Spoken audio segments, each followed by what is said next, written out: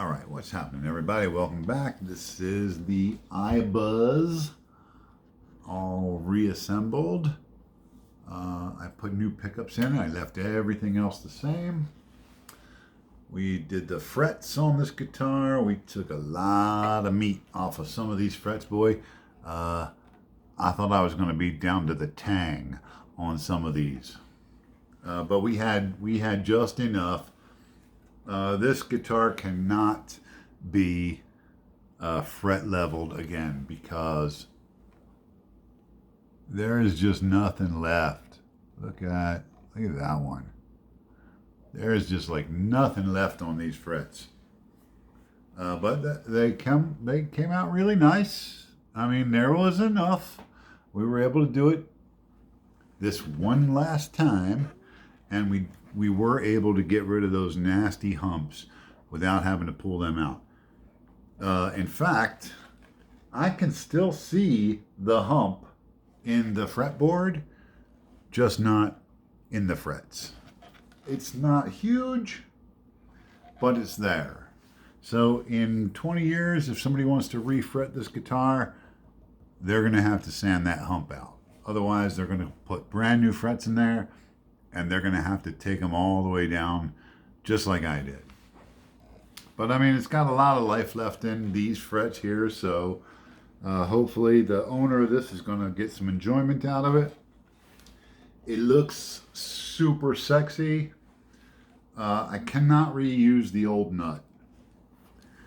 Even though I lowered the frets by whatever I had to take off of them, you would think that that means that the nut is now too high, which it probably is. But where do you see this? This is the old nut. Look at this.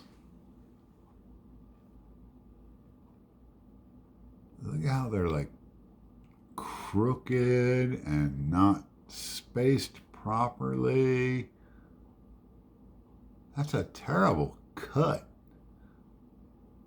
That's just a terrible cut. Like, look how crooked that is, and look at this. Look at the spacing on them. This is terrible. So the black looks good. I got some black PVC that I can cut into a nut, but I also got a couple pieces of bone, and I'd rather put a bone nut on this guitar because it's kind of squeal with these pickups, and I'd like for it to have a lot of sustain, and I'll get more sustain out of a piece of bone than I will out of a piece of PVC. The bone just doesn't match. And I hate to cut a nut twice. I hate to cut a bone nut and go, I don't like it, it doesn't match. So, some heavy thinking ahead for me on that one. I'll have to figure it out. But that's where we are. The old hardware. I don't do a lot of Strat work. Just not, it's just not my thing. They're cool, but they're just not for me. But I don't have parts laying around for Stratocasters. So I have to reuse the old blade, but there's nothing wrong with it. Works just fine. It's clean, it's in good shape, it feels nice and stiff. So no problem reusing that. The mini pots.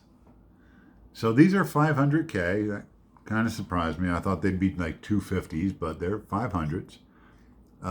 And look at how long the shaft is on that. And I want you to notice that little tab. See that little tab right there? See that tab? The whole point of that tab is so that when you put this in the guitar, that tab sinks into the wood and prevents this from turning when you tighten down the nut. So the whole potentiometer doesn't spin in there because that little tab has bitten into the wood. But I think that they were holding it from being flush to the back of the hole. In other words, I think there was a space in there because these knobs were like barely on there, right? And if you look at the space that you got, there's a lot more space than the depth of the hole through the body of the guitar. So they were not on there far enough. So somebody had taken these cheapy plastic knobs and pushed them on as far as they could so that they were rubbing up against the paint and just cutting right through the paint. So we're not going to use the old paper and oil capacitor, and we're not going to use these old pots. We're going to use the full-size 500K potentiometers, and we're going to put an orange drop in there.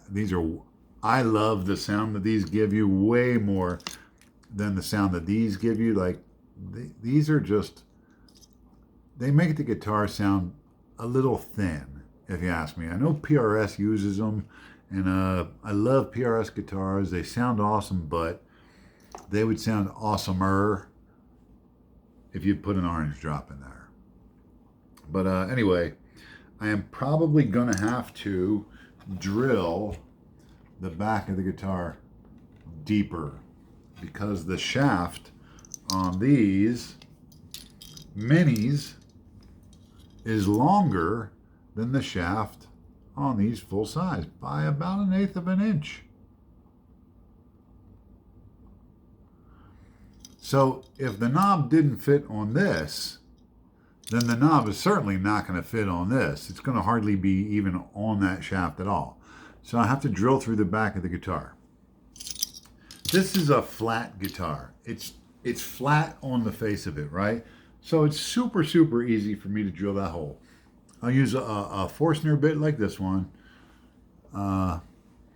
This can be a pain in the neck because the center point on this drill is going to be in the air, right?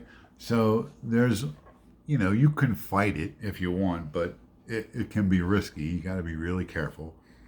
But this Forstner bit has these leaders, these leading cut edges on it. Some of them, this cutting surface right here is continuous and it goes all the way flat, all the way around. They tend to burn the hole more than cut the hole. If you're going to buy some of these, I recommend you buy them with that leader on it. So it's a good feature to have on a Forstner bit. Nothing I can do about centering it.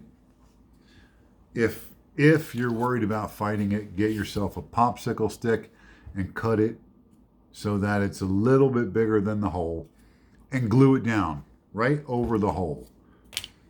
Then your center cutter on your Forstner bit can drill through the popsicle stick far enough that this leader will score that circle so that by the time you're through the popsicle stick, you've scored the body enough that this is not trying to roll around inside your control cavity cover. It'll just stay in one place and drill to the appropriate depth.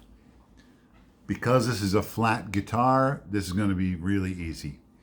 I can't tell you how many Les Pauls I've worked on over the years where Les Paul's got an arched top.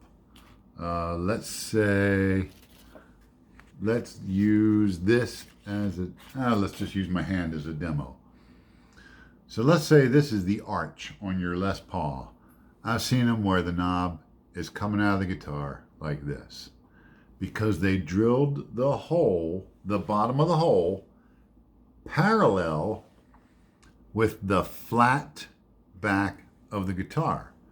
If your arch is like this, your potentiometer shaft should be 90 degrees off of the face of the guitar where this comes out of the guitar. If you got an arch and your shaft is not like this, but it's like this, and you try to push a knob onto there, your knob is going to be touching on one side and you're going to have a gap on the other side. Your knob is not going to go on far enough onto that shaft. It can be a problem. I've seen people, I've worked on Les Pauls where they've got 4 knobs and they're just all 4 pointed like all different directions, all over the place. And that's because when they drilled the back of that guitar for those pots, they drilled the hole parallel with the back of the guitar instead of parallel with the arched top of the guitar. This doesn't have that, so we're just going to go straight down a little deeper, and I'll just go a little nibble at a time until I can fit the potentiometer in there and make sure that I got enough. It should end with the washer and the nut and like one thread. Just one thread is all you need sticking up above that nut. No more than that. So any more than that and you're making this, you're cutting this thinner and thinner and thinner, and you're making the guitar really weak right where the potentiometers are. So the barest minimum depth that you can cut this is where you want to cut it. Also, the shaft on these is not only shorter, it's also fatter. So these holes are not deep enough or big enough. I'm sorry. They're not big enough. So you can put a drill bit on there and run it backwards and keep your fingers crossed, because you can tear that finish to shreds even running the drill backwards. What I will do is I will get a drill bit that's too small, not much too small, but a little bit too small. And I will get a piece of sandpaper. I don't have a piece laying around that's long enough to demo, but I'll get a piece of sandpaper and I'll put a piece of tape across the front of the sandpaper, around the shaft, and down the back of the sandpaper. And then I will roll the paper up like this. And I'll put enough rolls on it until it's just touching the sides of the hole. Then I just put my drill bit down in there, turn the drill on, and then just slowly move the drill around in a circle. I'm just widening up that hole just a little tiny bit, but my cut on my finish is cutting into the edge of the finish, not down through the finish. It's cutting it from the edge instead of cutting it straight down, trying to lift material out of there. That's what drill bits do. They go down and they lift material out of the hole that they're cutting. And we do not want any lifting around this brand new finish. It's just going to fracture the hell out of it. It's going to look terrible. I've had Les Pauls and PRSs hand it to me. Hey, can you fix this? And sure enough, you take the knobs off, and underneath the knob, the finish is all fractured and chipped. But luckily, the knobs are big enough, especially if it's like a Les Paul knob. Like who cares? You could drill through that with a spoon, and that knob is going to cover it. But when people see that on their guitar, they're like, oh my God. Oh, I didn't know it looked like that under there. It does. But if you use that sandpaper trick wrapped around and then just take your drill and I just go around slowly like this, just real slow. I don't even run the drill bit fast. That's fast enough. I don't want to heat this up. I don't want paper flinging stuff all over the place. It would be like, think of it like the edge of your finish and then a spindle sander cutting into that edge. It's just that the edge of your finish happens to be all the way around. And then your spindle sander is going to make that hole just a little bit bigger until you can get the shaft into it. And you want the shaft to just drop in. You don't want to press it. Man, if you have to press it, those threads are going to lift your finish out of there. Make sure that hole is not snug on this. It should just drop right in, and you should have a little tiny space around there. Not so that it goes in and moves around, but it should drop in freely without you having to put your finger on it to press it through. Don't make that mistake. It's tough to fix. And it's heart-wrenching too, because you're like, ah.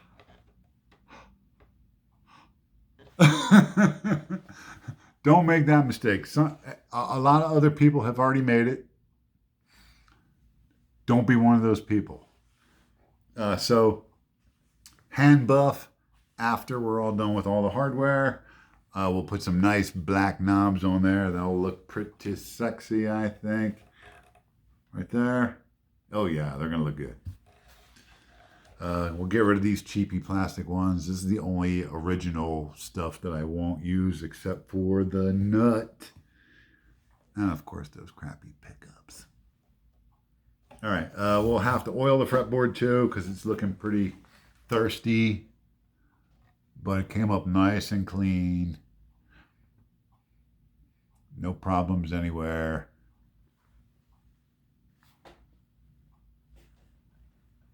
It's got some nice color in it. I definitely like that. And those colors will come to life when I put some lemon oil on there. So we'll do the electronics. They'll be easy. It's just one volume and one tone with an orange drop on a blade. Super easy wiring job. And then we got to do the hand buff. We'll have to hand buff it all out. And then I'll sound check it for you guys. You guys will get to hear how it sounds. I'm very happy with it. I think the owner's going to love it. The owner's like, don't tell me. Don't tell me what you did. So he wants to be surprised, but he also doesn't want to be freaked out. But, I mean, what's not to love? Look at that. That's sexy. So we'll be back with a sound check for the next vid. Peace.